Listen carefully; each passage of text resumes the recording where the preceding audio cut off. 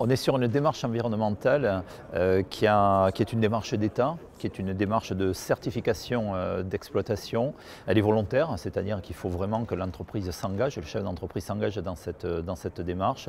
Elle est de 3 niveaux. Un premier niveau qui est plutôt un niveau réglementaire, un deuxième niveau qui est plutôt un niveau de traçabilité, et en fait le niveau réel de certification c'est le niveau 3, où là on va effectivement certifier un certain nombre d'éléments sur l'entreprise, notamment tout ce qui concerne la biodiversité, les pratiques que l'on va faire à la ligne, qui vont permettre justement d'avoir des bonnes pratiques respectueuses de l'environnement. C'est aussi dans la gestion de l'eau.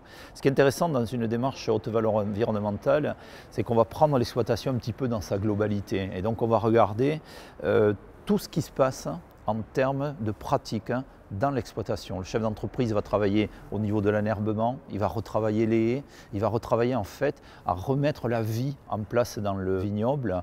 Et là on va pouvoir revoir un certain nombre de plantes qui avaient disparu, qui ont un rôle sur la vigne, mais qui ont un rôle aussi sur l'équilibre de la chaîne alimentaire. On sait souvent que le premier prédateur de la vigne, des maladies que l'on va retrouver dans la vigne, notamment les insectes, on va trouver dans les haies et dans les éléments qui sont autour de la vigne, on va retrouver ces prédateurs. Donc c'est important de pouvoir protéger cet environnement et la globalité de l'entreprise.